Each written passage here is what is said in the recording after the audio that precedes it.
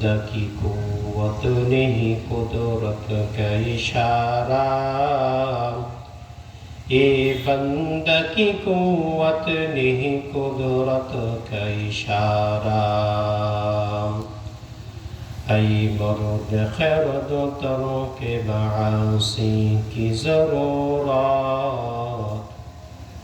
ऐ मर्द खैरद तरों के मासी की ज़रूरत। अब सोहबत सालिह की सवा कोई नहीं चारा, अब सोहबत सालिह की सवा कोई नहीं चारा।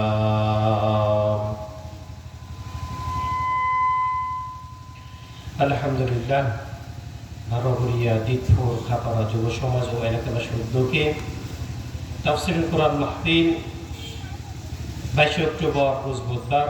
উপস্থিত সম্মানিত সভাপতি মুআজ্জাজ মুকাররম জাতির মাতার মুকররম রাসূলুল্লাহ আম্বিয়া, সমগ্র সমত দিন প্রিয় ইসলাম প্রিয় দিনদার ইমানদার মুমিন মুসলমান ভাইরা বুড়া বাবারা যুবক ভাইরা, বিশ্বজগতের মালিক বিশ্বজগতের মালিক বিশ্বপতির দরবারে কেরামতের শুকর, যে মহান রব্বুল আলামিন অত্যন্ত দয়া করে মায়া করে ভালোবেসে রহমতি বরকতি দুনিয়ার উত্তম স্থান জান্নাতি বাগানে আল্লাহ তাআলা আমাদেরকে আশা বসার তৌফিক দান করেছেন। এজন্য মালিকের দরবারে কেরামতের শুকর গুজার হয়ে শুকরিয়া আদায় করি, কেরামতের শুকর করি, জবান ছেড়ে ভক্তি করে মহাব্বতের সাথে উচ্চ কণ্ঠে শুকর বলে আলহামদুলিল্লাহ আলহামদুলিল্লাহ। মুহতারাম হাজিরিন, এটা একটা গর্বের বিষয় যে যুব সমাজের মধ্য দিয়ে আজ এত সুন্দর এক জান্নাতের বাগান। একমাত্র কাদের অবদান? এই যুবকদের অবদানে আজ এত সুন্দর জান্নাতি বাগান হয়েছে। আল্লাহ তাআলা এই সমস্ত যুবকদেরকে হযরত ওমরের মতো কবুল করে, সকলে বলি আমিন আমিন। মুহতারাম হাজিরিন, আমি আপনাদের সম্মুখে সূরাতুল হাশর, এখানে যেহেতু উল্লেখ করেছেন যে তাফসীরুল কোরআন মাহফিল, ইনশাআল্লাহ এই বিষয়ের উপরে লক্ষ্য রেখেই সংক্ষিপ্ত আলোচনা করব। আমি আপনাদের সম্মুখে সূরাতুল হাশরের 18 নং আয়াত তেলাওয়াত করেছি, যে আয়াতে আল্লাহ রাব্বুল আলামিন তিনি তিনটা কথা বলেছেন। তিনটা কথার মধ্যে থেকে আবার একটা কথাকে তাকরার করে 4 বার বলেছেন। অর্থাৎ এই তেলাওয়াতকৃত আয়াতে আল্লাহ রাব্বুল আলামিন মোট 4টা কথাই বলেছেন। আল্লাহ রাব্বুল আলামিন 1 নম্বর আমাদের সকল মুমিনদেরকে লক্ষ্য করে বলতেছেন, ইয়া আইয়ুহাল্লাযীনা আমানুত্তাকুল্লাহ, হে মুমিন বান্দা বান্দীরা, তোমরা আল্লাহকে ভয় করো। এই ভয় করার ব্যাখ্যা নবীজি সাল্লাল্লাহু আলাইহি সাল্লাম হাদিসে দিয়েছেন। নবীর একজন সাহাবী ছিলেন, নবীর একজন প্রিয় সাহাবী ছিলেন হযরত মুআজ ইবনে জাবাল। কি নামটা? হযরত মুআজ ইবনে জাবাল। মুআজ ইবনে জাবালকে আল্লাহর পয়গম্বর বলেন, ও মুআজ, তুমি যখন যে অবস্থায় থাকো না কেন, মুআজ তুমি আল্লাহকে ভয় করো।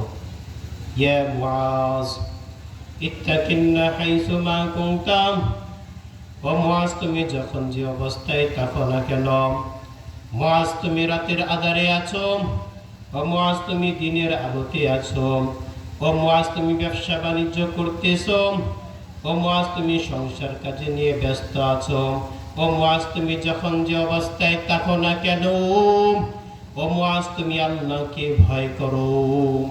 ও মুআজ, বলে আল্লাহর ভয় যে খোদা বিরতা তুমি এমন ভাবে তোমার নিজের কাছে রাখো, তোমার জানকে তোমার সঙ্গে যেরকম রাখো।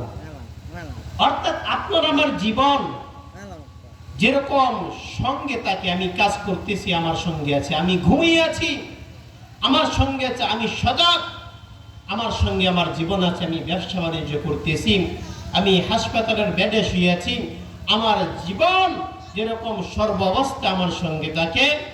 আল্লাহর হাবিব সাল্লাল্লাহু আলাইহি ওয়াসাল্লাম মুআজকে বলেন, ও মুআজ, তোমার তাকওয়া খোদা বিরু যেন তোমার সঙ্গে তোমার জীবনের মতোই থাকে, সর্বদাই তাকওয়া তোমার সঙ্গে রাখো। আজ দেখা যায় দেশে দুর্নীতি হয়, এর কারণ কি? কারণ দিলের মধ্যে তাকওয়া নেই। আজ দেখা যায় রাষ্ট্রীয়ভাবে আজ প্রতিযোগিতামূলক দেখা যায় টেলিভিশন দেখে মানুষ হারে হারে, এর কারণ কি?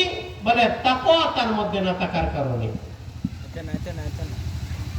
আজ দেখা যায় সব জায়গায় দুর্নীতির অভাব নাই, এর কারণ তাকওয়া নেই।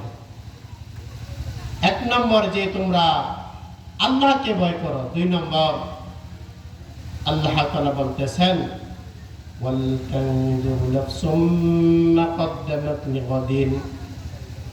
দুই নম্বরে আল্লাহ তাআলা বলেন প্রত্যেক মানুষের চিন্তা করা উচিত তোমরা আগামী কালকের জন্য কি পাঠিয়েছো। অর্থাৎ এই দুনিয়া থেকে যখন বিদায় নিয়ে যাব, আখিরাত আমাদের সামনে। ও বান্দা, তুমি আখিরাতের জন্য কি পাঠিয়েছো? ও বান্দা, তুমি একবার চিন্তা করো, আমি দুনিয়ার সব কিছু করতে পারলাম, কিন্তু আখিরাতের জন্য আমি কি পাঠিয়েছি একটা বড় চিন্তা করি না। যে আখিরাতের জন্য তুমি কি পাঠাইছো এই বিষয় নিয়ে তুমি চিন্তা করো। ওয়ালতানজুর নাফসুম মা কদ্দামাত লিগাদিন, যে প্রত্যেক মানুষের চিন্তা করা উচিত সে আগামী কালকের জন্য কি পাঠিয়েছেন। আগামীকাল বলতে কি বোঝায়? যে গদিন শব্দের অর্থ হচ্ছে আগামীকাল।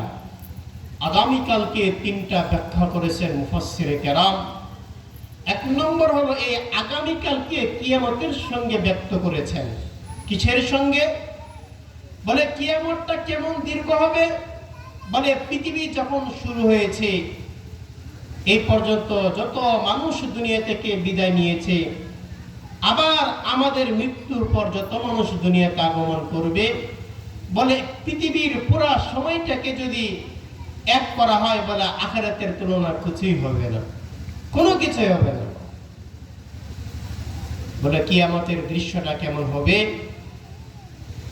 যে এই পৃথিবীকে আমাদের এই মহল্লা পাড়া নয়, এ পুরা গোটা পৃথিবীকে যদি আল্লাহ তাআলা সরিষার দানা দ্বারা ভরপুর করে দেয়, আর আল্লাহর হুকুমে একটা পাখি 70,000 বছর পর পর একটা দানা নিয়ে সে আবার আকাশে উড়ে যায়, যে পাখিটা একবার আসছে 70,000 বছর পর, আবার আসছে 70,000 বছর পর, বলে এরকম 70,000 বছর পর পর আসবে। বলে এক সময় পৃথিবীর সমস্ত সরিষার দানা শেষ হয়ে যাবে, এক সময় সমস্ত সরিষার দানা শেষ হয়ে যাবে, কিন্তু বলে এই দীর্ঘ সময় বলে আখিরাতের তুলনার কিছুই না। এক নম্বর। দুই নম্বর বলতেছে ওয়ালতানজুর নাফসুম মা কদ্দামাত লিগাদিন, সকলে চিন্তা করা উচিত আগামী কালকের জন্য কি পাঠিয়েছেন। তিন নম্বর বলতেছে ওয়াত্তাকুল্লাহ, অর্থাৎ তুমি আগামী কালকের জন্য যা পাঠিয়েছো এটা কতটুকু ইখলাস ছিল, সহিহ শুদ্ধ ছিল, এই বিষয়ে চিন্তা করো। চার নম্বরে বলতেছে ইন্নাল্লাহা খাবীরুম বিমা তা'মালুন, ও বান্দা তুমি যখন যে কাজ করো না কেন সমস্ত কার্যকলাপ সম্পর্কে আল্লাহ তাআলা অবগত আছেন। মুহতারাম হাজিরিন, সূরাতুল হাশরে যে তিনটা কথা আল্লাহ তাআলা বলেছেন, হে ঈমানদাররা তোমরা আল্লাহকে দেখে দেখে ভয় করো। দুই নম্বর, প্রত্যেক মানুষের চিন্তা করা উচিত তুমি আগামী কালকের জন্য কি পাঠিয়েছো। তিন নম্বর, আপনি আমি যখন যে কর্ম করি না কেন সব বিষয়ে আল্লাহ তাআলা অবগত আছেন। তাই মুহতারাম হাজিরিন, এই যে আজ যুবকরা এত সুন্দর আয়োজন করছেন, এটা কি সৌভাগ্যের বিষয় না? এইটা আল্লাহ তাআলা বান্দার ডায়েরির মধ্যে লিখে রাখবেন, হাসরের দিন এইগুলা বান্দার নাজাতের উসিলা হবে। আল্লাহ তাআলা আমাদের সবাইকে এই সংক্ষিপ্ত আলোচনার মধ্যে আমল করার তৌফিক দান করুন। তো মুহতারাম হাজিরিন, এখন